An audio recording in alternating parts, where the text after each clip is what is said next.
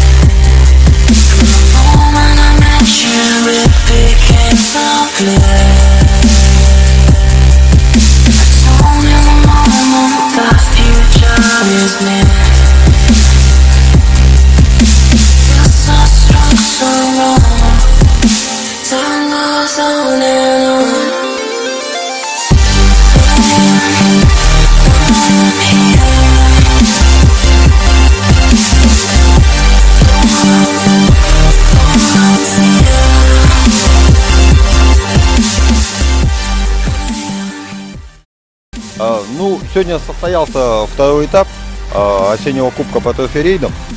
Он у нас был в формате синхронного джип-спринта. Это уже стало традицией. Конечно, сложнее в плане организации делать синхронный, но зато, как вы заметили, это зрелищнее. То есть и зрителям смотреть на это довольно-таки интересно, и главное самим участникам. Когда в паре идут по две машины, довольно-таки азартная гонка. Это у нас второй заключительный этап. Первый этап был 15 сентября, посвященный Дню города Якутска. Там был у нас в формате GPS-ориентирования. По итогам уже вот этих двух этапов, да, будет, соответственно, выявлен лучший, да, и будет награждение. Сейчас пока еще интрига возрастает, да, еще протоколы даже не поднимали, сейчас сложно говорить, кто там лидирует.